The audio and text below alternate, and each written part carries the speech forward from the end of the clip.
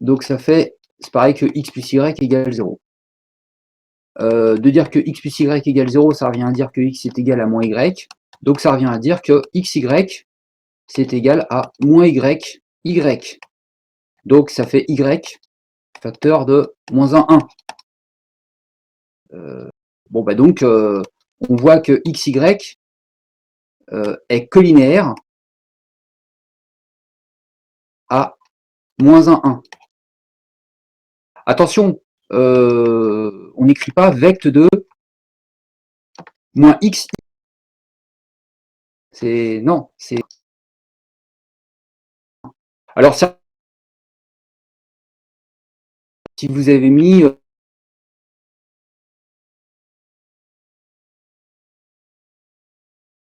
si je reprends cette expression-là, et si je la baptise epsilon 1x, c'est donc égal à epsilon 1x fois x. Et ce epsilon 1x, c'est quelque chose qui tend vers 0 fois x qui aussi tend vers 0, donc 0 fois 0, ça tend vers 0. Donc c'est égal à un petit taux de x.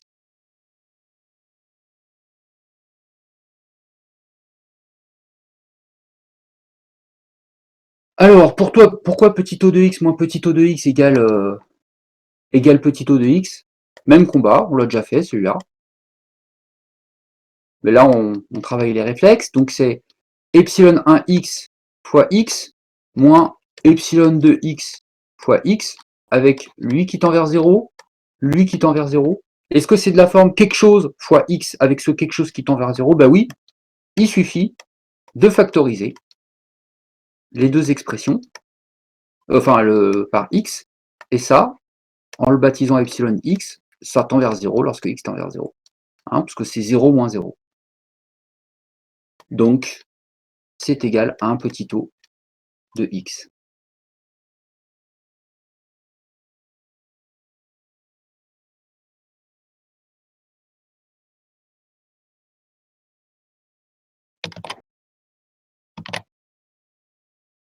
Alors, montrer que tangente x est égal à x plus un petit taux de x, en utilisant la formule de la dérivée.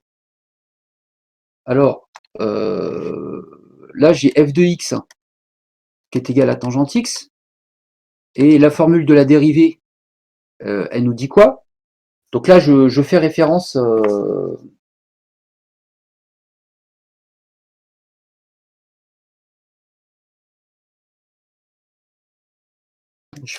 à cette propriété-là. Attendez que je montre. Hein, j'utilise la propriété, la proposition 4. Donc, proposition 4. Alors, avec petit a égale 0. Donc là, je vais avoir f de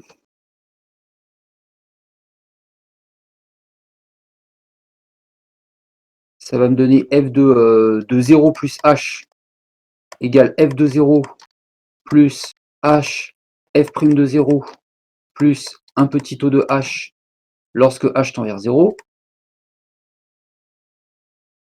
Donc, en remplaçant h par x et en calculant, alors là je vais obtenir 0 plus x, donc ça fait f de x. F de 0, c'est tangente 0. Hein. F de 0, c'est tangente 0, c'est-à-dire 0. Et f' de 0, la dérivée de tangente, c'est 1 plus tangente carré, ou c'est 1 sur cosinus carré, donc ça donne 1. Okay, donc là, ça va donner f0 plus x fois 1 plus un petit taux de x. Bon, ben voilà, on obtient, alors f de x, donc ça donne tangente x égale x plus un petit taux de x. Ok.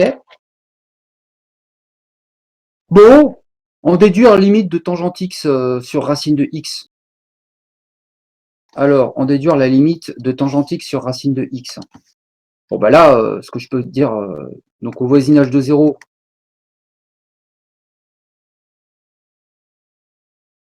qu'est-ce que j'ai? Bah, je peux dire que tangente x sur racine de x, là, ce que je fais, c'est que je remplace tangente x par le business du dessus. Donc, ça fait x plus un petit o de x sur racine de x. Alors, ça tend vers quoi, ce truc-là? Lorsque x tend vers 0.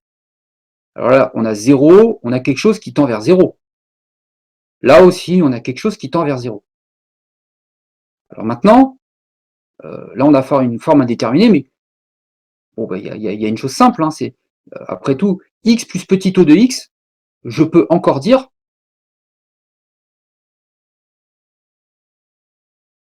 x plus petit o de x est équivalent à x en 0. Hein. Machin plus un petit o de machin, c'est équivalent à machin. Donc, x plus petit o de x sur racine de x, c'est équivalent, et pas égal, c'est équivalent à x sur racine de x en 0. Il y en a certains qui écrivent que c'est égal. C'est pas égal, c'est équivalent. Et donc, du coup, bon, ben, x sur racine de x, là, par contre, ça se simplifie, c'est égal à racine de x. Hein, je rappelle que x, c'est racine de x fois racine de x. Donc, sur racine de x, ça fait, et je barre les racines de x, racine de x. Hein. Et racine de x, lorsque x tend vers 0, ça tend vers 0. OK? Donc là, du coup, limite de tangente x sur racine de x, lorsque x tend vers 0, c'est égal à 0. OK? Alors, y a-t-il des questions par rapport à ça? Il n'y a pas de questions? Si, moi, mais ça va pas avoir. Est-ce que je pourrais avoir le cours que vous avez fait après? Oui, oui, oui. Alors attends, j'ai dû le poster. Je l'ai posté. Tu vas sur 5 mai. Enfin, juste avant qu'on commence le cours, j'ai posté les exos qui ont été faits jeudi et le cours d'un X. Et là, je peux directement écrire un petit taux de X. On a vu tout à l'heure que c'était pareil. Donc, on ne va pas réinventer l'eau tiède. On s'appuie sur le raisonnement de tout à l'heure. Et d'ailleurs, on ne sera plus obligé de le faire. Hein. Ça sera acquis. Bon. Donc là, je soustrais. Le 1, il s'enlève avec le 1. Le 1 tiers moins 1 tiers, bah, ça va faire 2 tiers. 2 tiers de X plus un petit taux de X sur X. Et c'est donc équivalent à 2 tiers de X sur X qui est égal à 2 tiers. Bref, la limite du business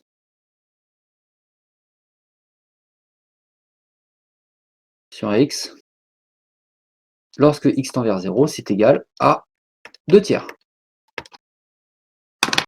OK? Alors, F est continu en A.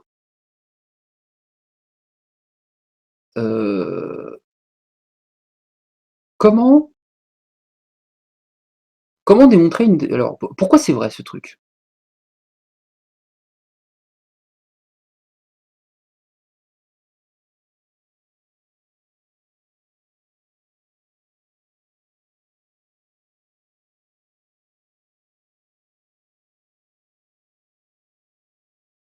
Alors, F est dérivable en A. Ce que j'aimerais, c'est qu'on démontre ce truc-là. C'est important de comprendre la démonstration. Donc là,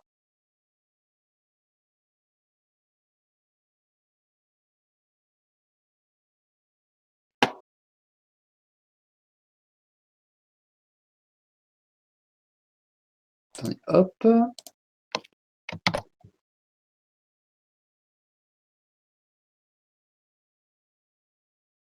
Bon, alors démonstration. F de x. Alors si je reprends la proposition 3, j'ai f de x qui est égal à f de a plus f' de a fois x moins a plus epsilon x fois x moins a avec la limite d'epsilon x qui tend vers 0, lorsque x tend vers a. C'est ça que ça veut dire. Hein, c'est ce qu'on a écrit tout à l'heure, mais au lieu de prendre x, on avait a plus h. Bon. C'est-à-dire que si mathématiquement on a ça, ben, ce qu'il faudrait, c'est réussir à montrer qu'on a f qui est continu. Alors, qui peut me rappeler ce que signifie f continu en a? Qui peut me le rappeler? F continu en a, ça veut dire quoi mathématiquement? Et certains, dans leur compte rendu, m'ont pas tout à fait... Que f a une limite, admet une limite en 1, au voisinage de 1. Alors voilà, t'as été voir ta correction, Esteban? Du compte rendu numéro 2? Ouais. Ouais, mais je sais plus ce qu'il y avait marqué. Ouais. Eh ben en fait, de mémoire, effectivement, tu m'avais écrit ça, et je t'avais expliqué que c'était insuffisant. Alors, f continu en a, ça veut dire que limite de f de x, lorsque x tend vers a, non seulement ça existe, mais il faut que ça soit égal à f de a. Il faut que ça soit égal à f de a. Il ne faut pas que ça soit égal à quelque chose qui n'a rien à voir. Hein, ceux qui m'ont dit, hein, regardez, là si je fais une courbe, comme ça, et là si f de a il est ici, pardon, mais cette courbe-là, on voit que on obtient une limite à gauche et à droite qui va correspondre à ce point-là. On voit que ici, limite de f de x, lorsque x tend vers a, c'est égal à L, par exemple, L qui est ici. Oups.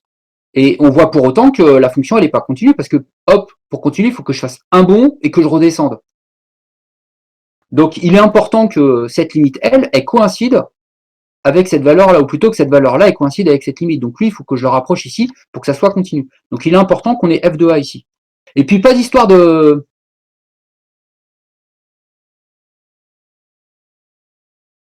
Il y a un écran noir?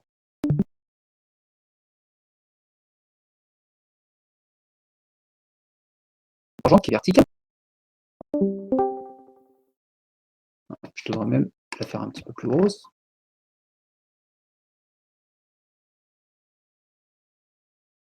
Donc là, j'ai affaire à tangente verticale.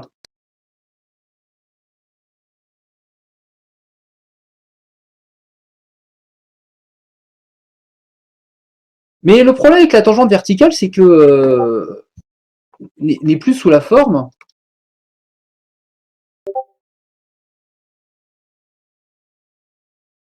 y égale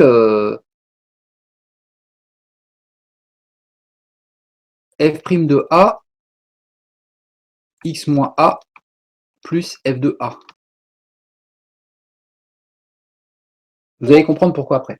Alors, là, juste une chose pour continuer, c'est que pour chacun de ces cas, on a une particularité pour les tangentes.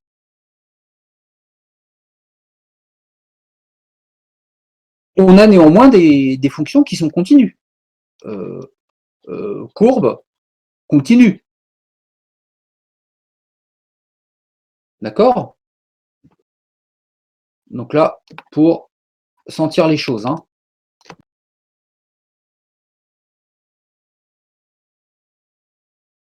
D'accord? On a affaire à des courbes continues et là, par contre, il y a des problèmes au niveau des tangentes. Il y a des particularités au niveau des tangentes. Alors maintenant, comment par le calcul, on prouve que c'est pas possible? Alors, prenons par exemple valeur absolue de x.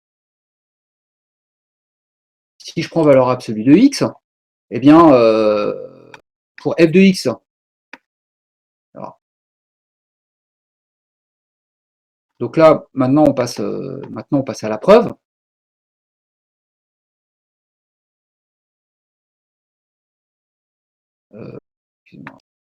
Pour f de x égale valeur absolue de x, ben,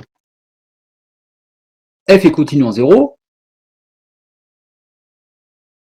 car limite de valeur absolue de x lorsque x tend vers 0 est égal à 0, qui est égal à valeur absolue de 0.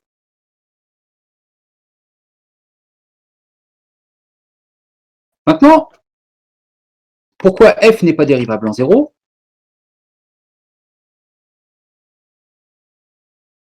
Eh ben, si je fais f de x moins f de 0 sur x moins 0, ça ne va pas avoir de limite.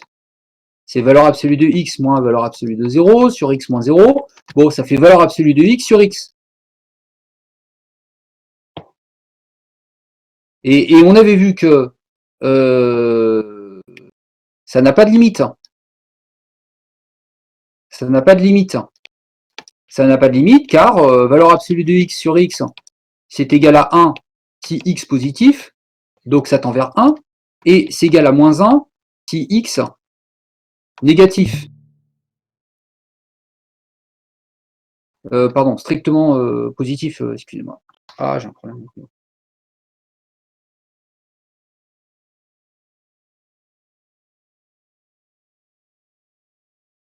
Donc ça tend vers moins 1.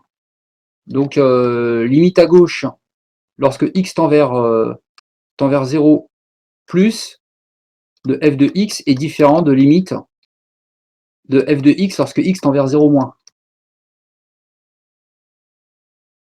Donc on voit bien que limite de f de x moins f de 0 sur x moins 0, lorsque x tend vers 0, n'existe pas. Donc c'est pas dérivable. Hein, le taux d'accroissement n'a pas de limite, ça n'est donc pas dérivable. Donc on voit que continu, oui, mais dérivable, non.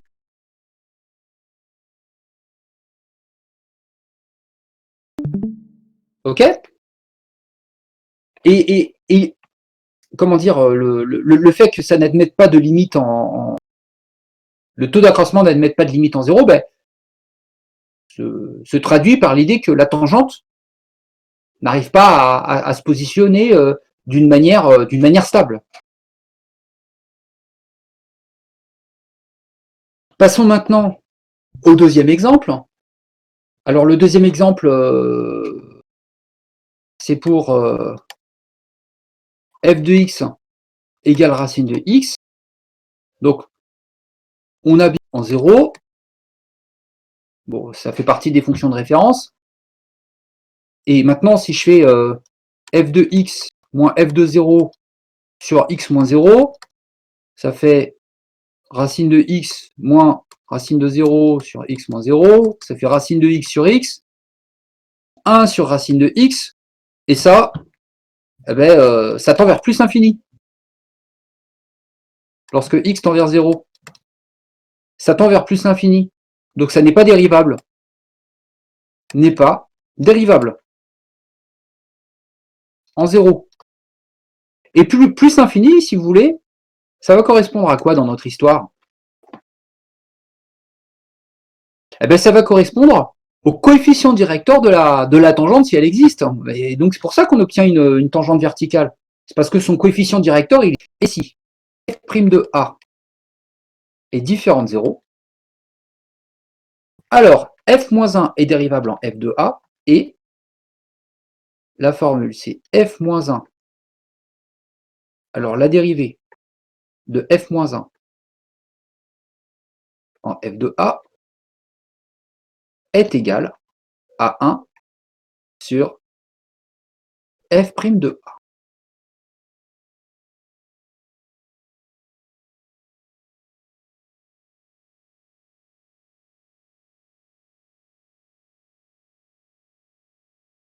Que j'ai un petit peu d'épaisseur. Alors, notation avec Leibniz, ça on laisse tomber. Alors, comment expliquer une telle égalité? Et après, on va faire un exemple qui va lui permettre, qui va vous permettre de donner du sens. Alors,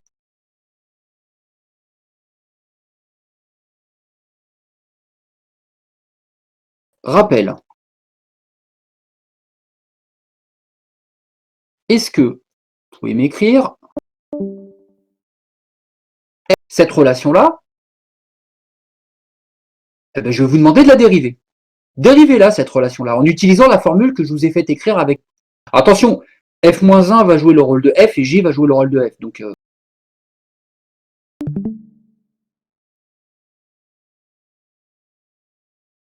Ah. Allez, vous allez chercher dans le formulaire la réponse.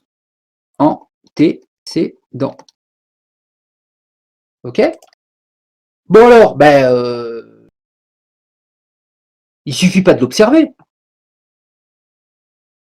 Là, on l'observe, on le voit. On voit que je prends un Y ici, ici, ici, ici, ou que je le prenne, je serai capable de lui trouver un X et un seul. Hein, au pire, Y, il est là. Le X que je lui associe, c'est 1. Et puis, si je monte, il va être là. Alors, attention, je lui associe pas celui-là. Parce que moi, mon ensemble de départ, c'est 1 plus infini. C'est la partie qui est en rose.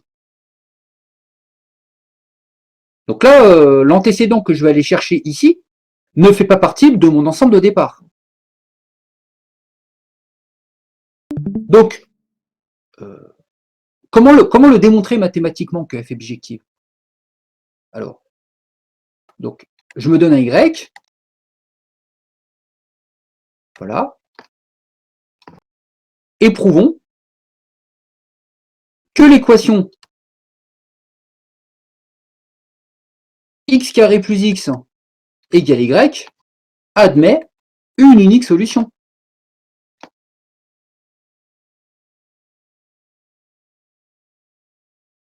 Sur 1 plus infini. Allez à l'attaque!